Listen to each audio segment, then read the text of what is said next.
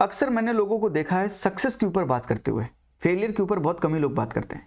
आज मैं आपके सामने फेलियर के ऊपर चर्चा करना चाहता हूं। मैंने जो ऑब्जर्व किया है और जो मैंने सीखा है वो मैं आपको सिखाना चाहता हूं। थोड़ा समझिएगा मेरी बातों को और दिमाग खुला रखिएगा ताकि आप मेरी चीजें एब्जॉर्ब कर पाएं जो मैं आपको समझाना चाहता हूं। और मुझे अपना कमेंट बॉक्स में मुझे अपनी राय भी बताइएगा, आपका जो पॉइंट ऑफ व्यू है वो भी बताइएगा। मैंने जो ऑब्जर्व किया है, लाइफ में हम सब कभी ना कभी फेल जरूर हुए हैं। हम सब अगर इंसान हैं तो हम सब कभी ना कभी फेल जरूर हुए हैं। लेकिन फेल होने के बाद दो तरह का एटीट्यूड होता है। एक एटीट्यूड होता है कि अरे ये मैं अपनी वजह से फेल नहीं हुआ हूं, मैं इनकी वजह से फेल हुआ हूं, मैं उनकी वजह से फेल हुआ हूं, इन्होंने अपना काम नहीं किया इसलिए मैं फेल हुआ हूं। मतलब बाकियों में अपना काम नहीं किया इस वजह से मैं फेल हुआ हूं, मेरी कोई गलती नहीं है। इन तरह के लोगों को बोलते हैं ब्लेमिंग एटीट्यूड वाले लोग, जो दूसरों को ब्लेम करते हैं। दूसरी तरह के लोग होते हैं जो इंट्रोस्पेक्शन करते हैं, अपने अंदर झांकते हैं और देखते हैं कि मैंने क्या गलती की है, मुझे कैसे क्या करना चाहिए था, मैंने क्या वैसे किया है। वो अपनी गलतियों को ढूंढते हैं, रीजंस ढूंढते हैं अपने फेलियर के पीछे का। जो अपने फेलियर के पीछे का रीजन ढूंढता है वो उस रीजन पे काम करता है, उन पे काम करके अपने फेलियर को सक्सेस में कन्वर्ट करता है। ऐसे लोग दुनिया में जाने जाते हैं, ऐसे लोग दुनिया में सक्सेसफुल बनते हैं। तो सक्सेसफुल बनने का रास्ता फेलियर से होके ही निकलता है। तो अगर आप फेल हो रहे हैं तो कोई बुरी बात नहीं है, अगर आप गिर गए हैं तो कोई बुरी बात नहीं, लेकिन हमेशा फेल होते रहोगे और अपनी गलतियों से सीखोगे नहीं तो बुरी बात है। तब आप कभी क्या वहां पहुंच पाओगे जहां पहुंचना चाहते हो? आप खुद सोचिएगा और मुझे कमेंट में बताइएगा भी। आज मैं आपको स्पेसिफिकली ये बताना चाहता हूं कि यूपीएससी प्री में बार बार फेल होने के टॉप 3 रीजंस आपके लिए क्या हो सकते हैं, जो मैंने अपने एक्सपीरियंस से, ऑब्जर्वेशन से मुझे समझ आया है। मैं वो आपके साथ साझा करना चाहता हूं, आपके साथ कम्युनिकेट करना चाहता हूं। समझिएगा और आराम समझिएगा, क्योंकि मैं चीजें खोल के समझाऊंगा। अगर आप अपना दिमाग खोल के समझेंगे तो मैं आपके अंदर अपनी बातें रख पाऊंगा और आपके दिमाग को समझा पाऊंगा कि क्या ये गलतियां आप कर रहे हैं। अगर वो गलतियां आप कर रहे हैं तो आप उन गलतियों को रेक्टिफाई कर सकते हैं। अभी भी समय है, देर नहीं हुई है। Top 3 reasons. First reason is wrong strategy. युद्ध महाभारत का हो, युद्ध रामायण का हो, युद्ध यूपीएससी का ही क्यों ना हो, अगर रणनीति गलत है, स्ट्रेटजी गलत है तो कभी हम रास्ते पर, उस रास्ते तक, उस मंजिल तक पहुंच नहीं सकते। रास्ता गलत है तो मंजिल नहीं मिलेगी दोस्तों। यानी स्ट्रेटजी, रणनीति सही होनी चाहिए। और यूपीएससी का ये जो चक्रव्यूह है, इसमें 3 स्टेप है, 3 चक्र हैं, प्री, मेंस और इंटरव्यू। अगर इस चक्रव्यूह की संरचना को समझेंगे तभी आप समझ पाएंगे कि चक्रव्यूह कैसे रचा गया है। स्ट्रेटजी बनाएंगे तभी इसको तोड़ पाएंगे। यूपीएससी में हमेशा बोलता हूं, यूपीएससी वॉर है, युद्ध है। इसको, ये चक्रव्यूह है, इसको तोड़ने के लिए या तो 2 तरह के एस्पिरेंट होते हैं। कुछ एस्पिरेंट या तो अभिमन्यु बन जाते हैं, जो इस चक्रव्यूह में फंसे रहते हैं और अंत में अपने सपनों का गला घोट देते हैं। दुखद है पर यही है। दूसरे अर्जुन होते हैं जो इस चक्रव्यूह को तोड़ना जानते हैं, इसमें घुसते हैं, इसको तोड़ते हैं और चक्रव्यूह से बाहर आते हैं, इस युद्ध को जीतते हैं। उनकी स्ट्रेटजी बहुत अच्छी होती है। तो रॉन्ग स्ट्रेटजी हो सकता है आपके एक हारने का कारण, जो बार बार हो रहा है। Strategy before pre, strategy on the exam on the day of the exam, ये दोनों स्ट्रेटजी दिमाग में सही होनी चाहिए। मैं थोड़ा सा आपका समय लूंगा पर चीजें समझाना चाहता हूं। अगर आप समझना चाहते हैं तो एक बार बोल दीजिए I am interested in comment box, तो मैं समझाना शुरू करूं। बिफोर प्री, प्री के पहले की स्ट्रेटजी का मतलब यह है कि आप किस तरह की पढ़ाई कर रहे हैं, आप किस तरह की पढ़ाई कर रहे हैं। मतलब अगर स्टडीज के बारे में बात करूं तो एकेडमिक के बारे में अगर मैं बात करूं तो एकेडमिक में आप क्या कर रहे हैं, मतलब आप कंटेंट कौन सा पढ़ रहे हैं, क्या कंटेंट पढ़ रहे हैं, और उसमें भी आप कितना पढ़ रहे हैं, हाउ मच। आप क्या पढ़ रहे हैं, क्यों पढ़ रहे हैं और कितना पढ़ रहे हैं। क्यों पढ़ रहे हैं मतलब, इसका मतलब क्या है, क्या आपने एग्जामिनर को समझा, यूपीएससी के एग्जामिनर को समझा कि आपको वो पढ़ने की जरूरत क्यों है। क्या पढ़ रहे हैं तभी समझ में आएगा कि क्या पढ़ें उसके बाद, और कितना पढ़ें, उसमें कितना डेप्थ में जाके पढ़ें, तो कौन सा टॉपिक पढ़ें, उसको कितना पढ़ें। ये कौन बताता है? मैं हमेशा बोलता हूं ये 3 चीजें हैं। सिलेबस, जो आपको ये बताएगा कि यूपीएससी का इंटरेस्ट का जोन ये है। सेकेंड होते हैं प्रीवियस ईयर क्वेश्चंस, जो बताएगा यूपीएससी एग्जामिनर का ये फोकस्ड एरिया है जहां से वो बार बार सवाल पूछता है और वो वहां से पूछ सकता है। और थर्ड होता है बोलिए करंट अफेयर, जहां से, क्योंकि वो करंट अफेयर में है इसलिए वहां से सवाल पूछे जाने की प्रोबेबिलिटी मैक्सिमम होती है। तो मैंने आपको क्या समझाया, एकेडमिक के पर्सपेक्टिव से आपकी स्ट्रेटजी में कंटेंट कौन सा इंपॉर्टेंट है, पहले ये ढूंढना सही होना चाहिए। आपको एक फाउंडेशन बनाना है, नो डाउट, आपको सब कुछ आना चाहिए, जनरली सबको सब कुछ आना चाहिए, जनरल चीजें आनी चाहिए। लेकिन जब आप एग्जामिनेशन की तैयारी करते हैं तो कुछ चीजें ज्यादा इंपॉर्टेंट होती है, क्योंकि आप सिर्फ नॉलेज बटोरने के लिए नहीं पढ़ रहे हो, आप एग्जामिनेशन क्वालिफाई करने के लिए पढ़ रहे हो। Am I clear? मैं जो बोल रहा हूं आप सेंस बन रहा है, आप चीजें समझ रहे हैं? तो कंटेंट के लिए कंटेंट कहां पर कितना पढ़ना है वो समझ में आना बहुत जरूरी है। वो समझेंगे तभी आप सही दिशा में काम कर पाएंगे। एंड दूसरा, कंटेंट पढ़ने के बाद एग्जामिनर को समझना बहुत जरूरी है, माइंडसेट ऑफ द एग्जामिनर। यानी जब आप प्रीवियस ईयर क्वेश्चंस कर रहे हैं, दो चीजें, जब आप प्रीवियस ईयर क्वेश्चंस कर रहे हैं तब ये नहीं देखना कि ये सवाल पूछा ये जवाब है, ये सोचना है कि एग्जामिनर कहां पर गेम खेलता है, कहां पर कैसा माइंडसेट है उसका, वो माइंडसेट समझना बहुत जरूरी है। तो अगेन मैं बताता हूं, बिफोर प्री दो चीजें जरूरी हैं, एक क्या पढ़ रहे हैं content, and second is mindset. ये दो का कॉम्बिनेशन आपके लिए वर्क करेगा, ये दोनों का कॉम्बिनेशन आपको इस गेम में जीत दिलाएगा। Second is on the day of pre examination, जिस दिन प्री दे रहे हैं उस दिन आपके दिमाग में पहले से कुछ चीजें क्लियर होनी चाहिए। क्या चीजें क्लियर होनी चाहिए? पहले से पहले चीजें ये क्लियर होनी चाहिए कि जब मैं एग्जामिनेशन हॉल में घुसूंगा तो 100 क्वेश्चन सबके सामने आएंगे, तो मेरा एटीट्यूड कैसा रहेगा, एक सक्सेसफुल कैंडिडेट का एटीट्यूड कैसा होता है और फेलियर जो होते हैं उनका एटीट्यूड कैसा होता है।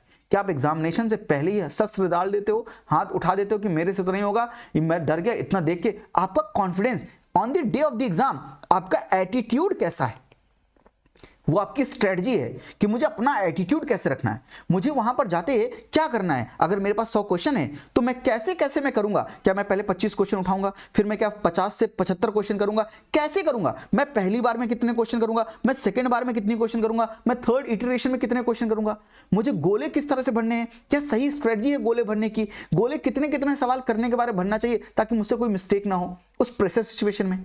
On the day of the exam आप अपनी स्ट्रेटजी बनाओगे, यानी एग्जामिनेशन में बैठने से पहले यह पता होना चाहिए कि एग्जामिनेशन के दिन आप क्या, आपके दिमाग में चल रहा होगा और क्या आप सोच रहे होंगे उस एग्जामिनेशन के कॉन्टेक्स्ट में। तो एक दो तरह की स्ट्रेटजी होंगी, अगर ये दोनों स्ट्रेटजी में आपकी कोई भी स्ट्रेटजी गलत है, तो अगर आपने सब कुछ पढ़ रखा, आपको सब कुछ आता है, on the day of exam आपको कुछ याद नहीं आ रहा, कुछ रिकॉल नहीं हो रहा, तो फिर क्या मतलब इतना पढ़ने का। अगर आप पहले ही डर गए हैं, कॉन्फिडेंस ही कम है, तो on the day of the exam आप पहले ही हारे हुए हैं। जो पहले ही हारा है, better lost on the mind is a better lost on the ground, पहले ही हार मान चुके तो जीतेंगे कैसे। यानी स्ट्रेटजी दो तरह की स्ट्रेटजी है सर, ये एकेडमिक तो है, नॉन एकेडमिक स्ट्रेटजी भी बोल रहा हूं मैं आपको। दोनों तरह की स्ट्रेटजी फिट होनी चाहिए, ये आपकी गलती, ये आपके हारने का एक रीजन हो सकता है। सेकंड, मॉक टेस्ट का पागलपन जो छाया हुआ है दुनिया में।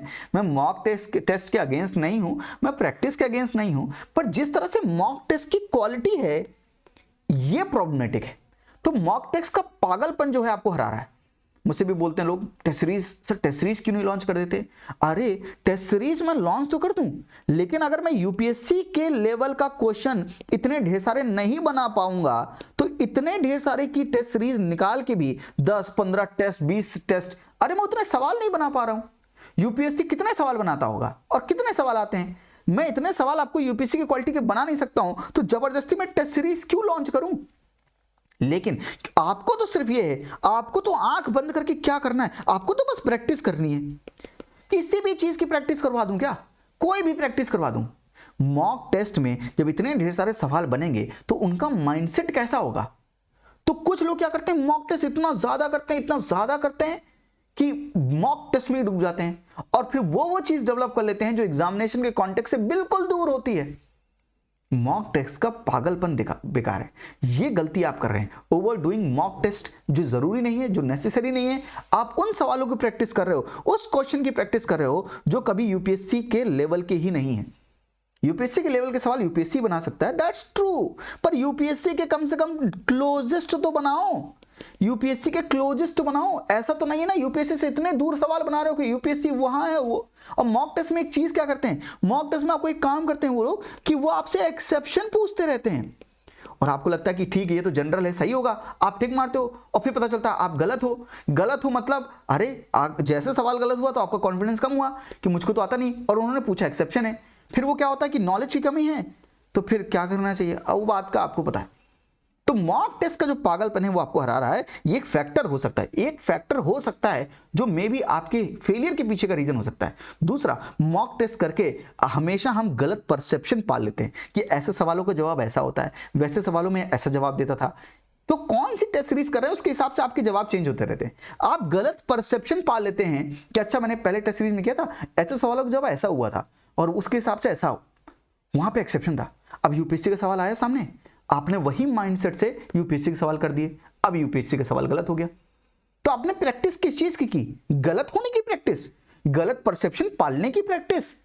तो अगर आप मॉक टेस्ट का पागलपन नहीं छोड़ोगे तो ये मॉक टेस्ट आपको पागल कर देंगे।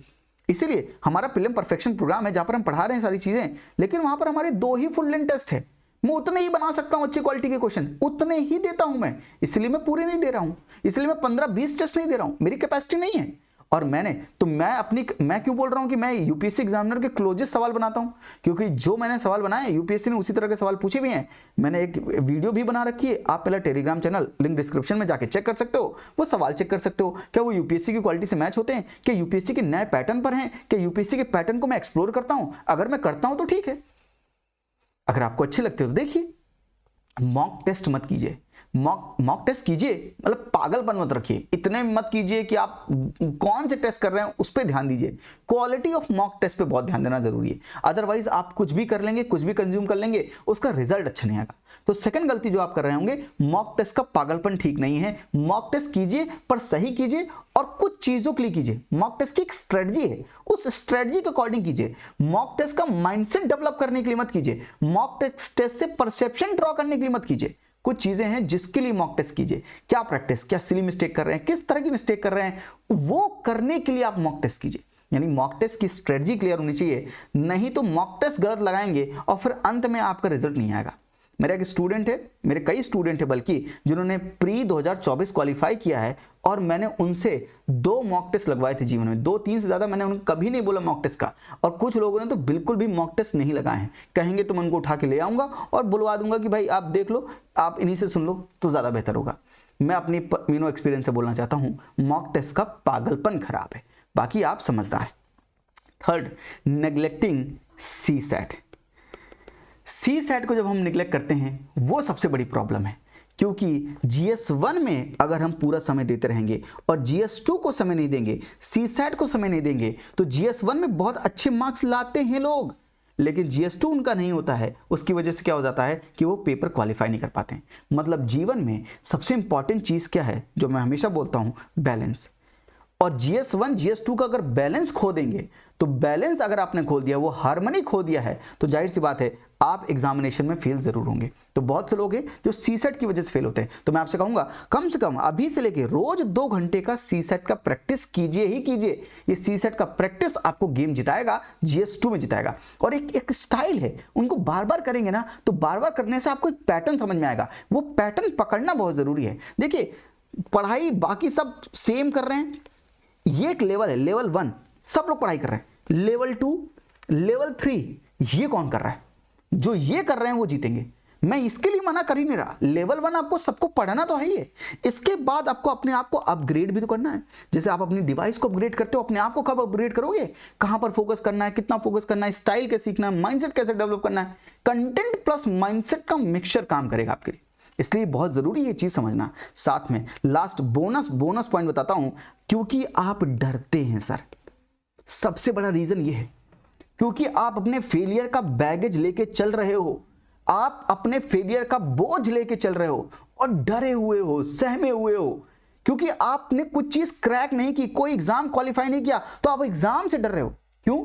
सवाल निकल के चाकू मार देगा, बंदूक गोली चला देगा, क्या हो जाएगा? डर क्यों रहे हो? सवाल आएगा, जवाब होगा, ढूंढना जवाब मिल जाएगा जवाब। लेकिन डरने से क्या चीज सही हो रही है? कोई क्या डर के कुछ पॉजिटिव आउटकम निकल रहा है क्या? अगर कुछ डर से पॉजिटिव नहीं निकल रहा है तो फिर डर क्यों रहे हो? और ये डर आपका लैक ऑफ कॉन्फिडेंस का रीजन बनता है। आपको आता भी होगा ना सर, आने के बाद भी आप गलत टिक कर देते हो, रॉन्ग टिक कर देते हो। क्यों? क्योंकि कॉन्फिडेंस की कमी है। क्यों कमी है? क्योंकि डरे हुए हो। डरे क्यों हो? क्योंकि पहले एग्जामिनेशन नहीं निकला है तो डरे हुए। साथ में प्रेशर भी है, एग्जाम का प्रेशर तो है, साथ में फेलियर का प्रेशर, फैमिली का प्रेशर, रिलेटिव्स का प्रेशर, लड़कियों को और वक्त नहीं देंगे तो टाइम का प्रेशर, ये सब भी तो है। ये आपको डरा रहा है। पर मैं आपसे सिर्फ एक बात कहना चाहूंगा, अगर डर से कुछ पॉजिटिव नहीं निकल के आ रहा है तो ये डर को तुम डराओ, उसको आंखें दिखाओ, अपने आप से वादा करो कि मैं हार नहीं मानूंगा, रार नहीं ठानूंगा, काल के कपाट पर मैं लिखता मिटाता रहूंगा, नए गीत गाता रहूंगा। डर से कुछ पॉजिटिव नहीं निकलेगा तो क्यों ना मैं डर को हटा दूं और खुल के खेलूं। जो होगा देखा जाएगा। मैं अपनी पूरी कैपेसिटी से मैं अपना 1000% लगा के देता हूं, उसके बाद जो होगा देखा जाएगा। डर के वैसे भी कौन सा कुछ अच्छा हो रहा है। मैं हार नहीं मानूंगा, रार नहीं ठानूंगा, काल के कपाट पे मैं लिखता मिटाता रहूंगा, नए गीत गाता रहूंगा और अपना सब कुछ ईश्वर के प्रति समर्पित करके आराम से निश्चिंत होकर बिना चिंता किए मैं अपना एग्जाम, मैं अपना कर्तव्य करूंगा और उस कर्तव्य का निर्वाह करते करते जो परिणाम मिलेगा उसके ऊपर मैं ध्यान दूंगा। चिंता मत कीजिए, चिंता ईश्वर कर रहा है। अगर आप अपना कर्म करेंगे तो चिंता करने की जरूरत आपको नहीं है, ईश्वर आपकी चिंता कर लेगा। ठीक है, आई होप आप ये रीज़न समझ पाए, इनको अपनी पढ़ाई में लगाएंगे। बेहतर भविष्य की कामना है। अच्छा करिए, हंसते रहिए, मुस्कुराते रहिए, टेंशन मत लीजिए। थैंक यू, नमस्ते, जय हिंद।